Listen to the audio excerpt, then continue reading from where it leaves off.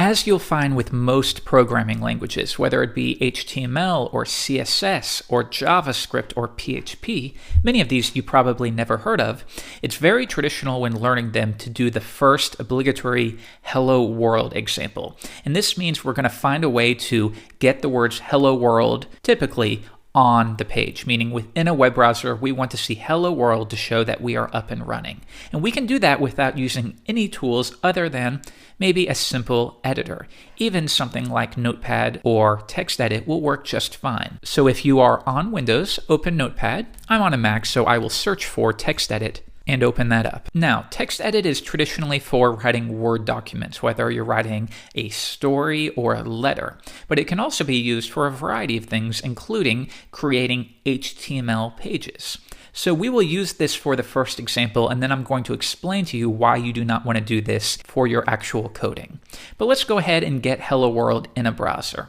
So to start, we're not even going to use any kind of markup. We're going to type Hello World, and then I will go to File, and save it, and we want to save it as an HTML page. So rather than using the default RTF or TXT extension, we need to specify that this page should be rendered as HTML. Next, I'm going to save it as index, and this is pretty traditional to specify the default page. So save that to the desktop, and now you can see that we have this new file.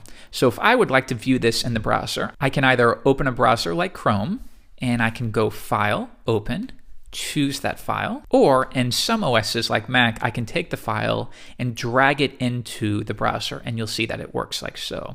And it looks like I have Hello World I. So let's make our first edit. I will come back and change that from Hello World I to an exclamation point. I will save that by pressing Command S, or you can go to File, Save. And if we refresh, we've made our first edit. Now, notice we haven't added any true HTML here. We've just added some words, but nonetheless, it's still showing up in the browser. How is that? And that's because even though it's not HTML, the browser will make some assumptions. And when you have Hello World, it's smart enough to know that you simply want to display text on the page.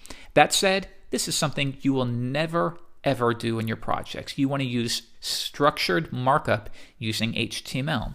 So let's do it the right way. The very first step is we need to specify a doc type. Now, I don't want this to confuse you. I will go ahead and add it, doc type HTML. Now, what this does is it instructs the browser what version of the markup language is currently being used. Now, if this looks confusing to you, you'll be surprised that years ago it was a long string because we had very different versions, whether the strict version or a more flexible version. Now, I don't want you to worry about this too much. Just know it's a way to instruct the browser as to the version of the markup language you're using. Don't let that confuse you, though. Next, let's bring up the text just a bit. So I will bring that up to 18, like so. Next, we need to specify where our HTML is. And we can create HTML tags by doing it like so. Now, note that we have this opening bracket or a less than sign, and then we have the name of the tag, and then we close it out. So if we just had it like this, we could add some text. But the problem is the browser will not know when you are finished with this particular tag. So it will assume for as long as the document is, this text will be within the HTML element or tag. You can use those interchangeably. So we should specify when we are finished with a tag. And we can do that by typing the same thing again, but the only difference being before the actual name, you do a /, and that way we designate that we are closing that tag off. So now I'm going to remove this because you don't traditionally put text within an HTML tag. The next step is we need to provide a couple details about the page itself. For example, let's open up Chrome again, and I want you to note if we go to a site like NetTouch, do you notice that the title right up here within the tab says Web Development Tutorials? How do you specify that? And that can be done within the head section of a page. So let's do that now. I'm going to create head, and now we are going to specify what the title of our page is. So I'm going to hit tab a couple times, and we use, as you might expect, a title element. And I will say my first website. Next, remember, if we simply hit enter and start typing again, the browser is going to assume that all of this is part of the title element, but it's not. So we need to make sure that we close this off so the browser understands that only this text should be part of the title. Next, we should specify the character type. And again, I don't want this to confuse you. So I will go ahead and add this in. And this is, again, another way to instruct the browser how to render specific characters because it will be different from country to country. Now, I want you to know this looks a little bit different. How come we have this / at the end? Well, let's dissect this. First, just like title, we have a meta element or tag. But next, we need to provide some attributes of the tag. And we can do that by doing the name of the attribute, followed by an equal sign. Then within quotation marks, we paste in the value. So we could say name equals value. Attribute name, attribute value.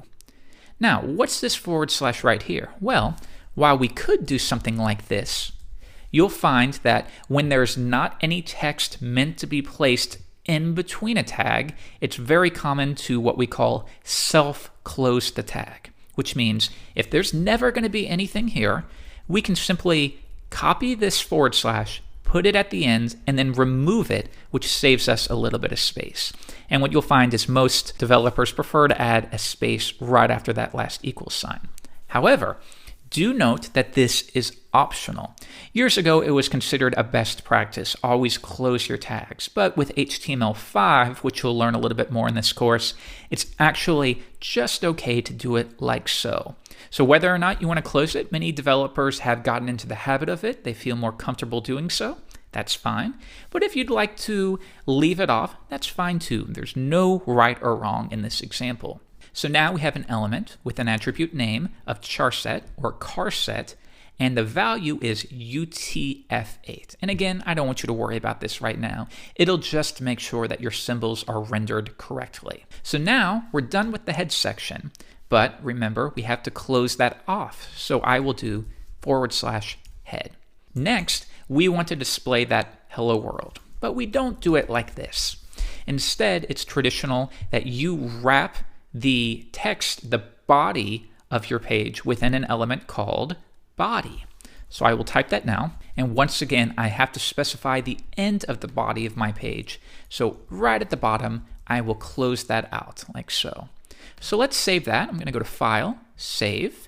And now let's reload the page. So this time, because the browser is open, I can take the file and simply drag it in like so. Now we'll see that strangely it seems that our tag names are being displayed on the page in the same way that Hello World was, but certainly with the page we don't want to see these tag names. And that's because within TextEdit it's still being treated as actual text, actual formatted text. So I will go to Format, Make Plain Text, and then I will go to File, Save a Version, and notice how it's defaulted to TXT. So let's come back and change that to HTML and try to view it in the browser, and now you can see that has changed. So yes, that is a little bit odd, and that's because TextEdit is making assumptions and assuming that you want formatted text when you really want simple HTML. So now you see only what was contained within the body element. If you'd like to get to the markup that we created, we can go to View, Developer, View Source. Now note within each browser this will be slightly different, but you should be able to find it if you hunt around the menu bar. And now if I load the source, you can see this is exactly what we typed. We specified the doc type, which tells the browser what version it is.